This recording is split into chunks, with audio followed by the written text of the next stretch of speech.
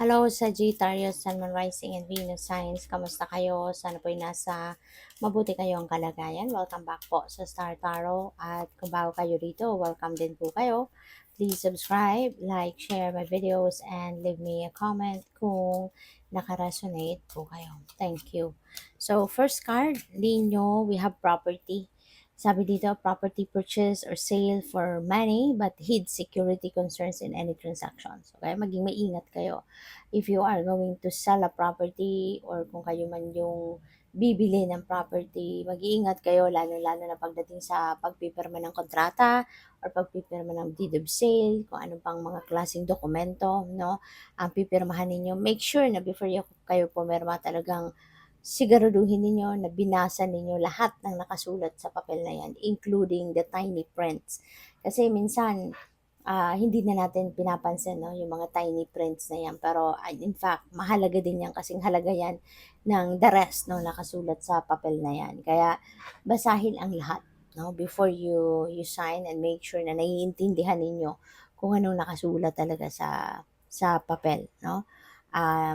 At saka make sure, no, na kung kunyari kayo yung buyer, 'di ba, ng property, make sure na talagang yung ocular inspection ninyo muna yung lugar. At saka hawak ninyo ang dokumento na talagang kung anong description, anong address, 'di ba, location na nakasulat sa dokumento, talagang totoo, tama, 'di ba?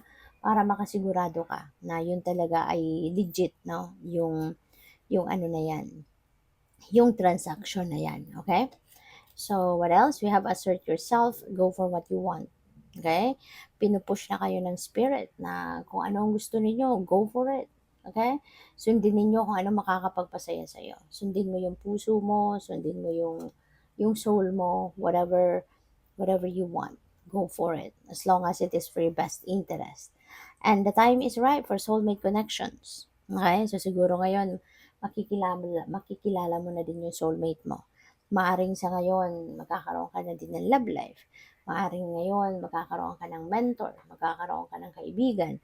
At yun ang soulmate mo. Kasi yung soulmate natin, hindi lang yan limited to romantic partner.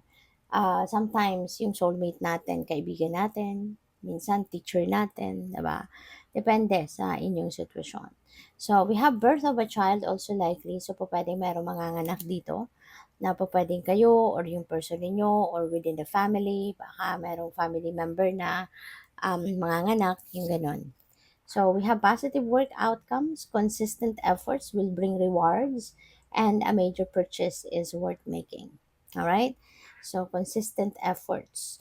Kaya kung ano man ito na pinag-aanuhan ninyo, ano man itong pinagsisikapan ninyo, pinagtatrabahuan ninyo, kayo mag-alala, you will be rewarded. Okay? You will be rewarded. At mag-aano yan, magdadala yan ng magandang resulta, magbibigay yan ng magandang resulta. No? Magkakaroon ng positibong outcome, no? Kung ano man ang inyong mga ginagawa. So, by the way, maraming salamat for subscribing. And if you haven't subscribed yet, subscribe na kayo. And also, maraming salamat din for not skipping the ads. Malaking bagay yan sa akin. And also, please click the join button sa baba na video kung gusto niyo na mag-join kayo sa membership. Okay? Salamat po. So, we have the Empress. Ayan. So, si Empress, ano to si Empress, this is an abundant and prosperity energy. Kaya napakaganda, napakaswerte ng period na to sa buhay ninyo kasi this signifies na mayroong perang dadating. Pwede rin na financial opportunity ito na siyang magdadala ng abundance and prosperity sa buhay mo. Pwede rin na mag-create ka siguro ngayon ng magsisimula ka ng bagong endeavor, maaaring business opportunity, ganyan, investment, na talagang pagkakakitaan ninyo, pagkakaperahan ninyo, yung ganon. And also, yun, napipick up ko dito, baka ang iba talaga sa inyo, since this is also fertility energy, this is also about, this is also mother archetype, kaya po pwede talaga ng iba sa inyo baka manganganak or magbubuntis pa lang. So we have Hermit, and maybe you are going to be dealing with Virgo. or maaaring meron kayong mga Virgo placement sa iyong chart. No? Pwedeng ganun din. This is also about time na para kayo ay magnilay-nilay din, magmuni-muni, no? And at the same time, magpahinga. Kasi kailangan din ninyo siguro na mag-renew ng inyong sarili. Kailangan ninyo na mag-renew ng inyong sarili. Kailangan ninyo na mag-ano kayo. Kailangan ninyo na mag ah, mag ah, pahinga, hindi lang yung katawan, kundi pati rin yung inyong isipan, magkaroon ng break, magkaroon ng, kumbaga, time out muna, no? Pwedeng ganun din ang ganap dito for some of you.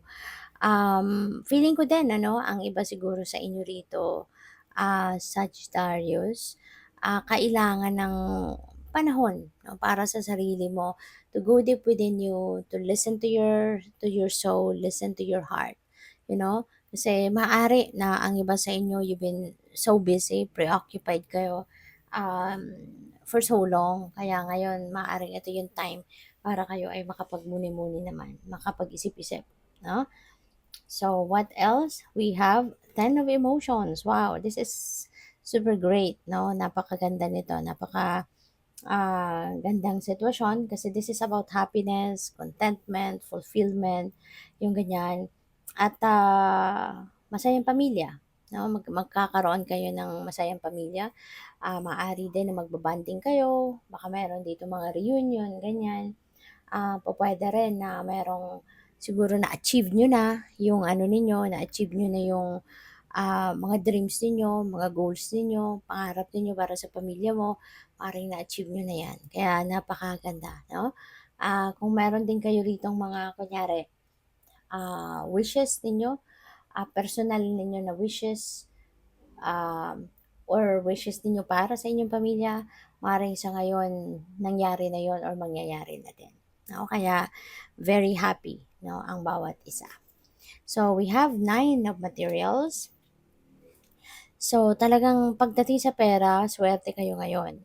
No? Siswertehin kayo. Kasi si Empress, abundance and prosperity energy siya.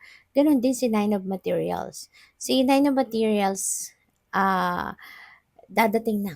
No? Sinasabi dito na kung ano yung pinagsikapan mo, pinagtrabahuan mo, eto na, makukuha mo na yung financial reward. So, you already work hard for this para kaya makukuha mo na yung fruit ng labor mo.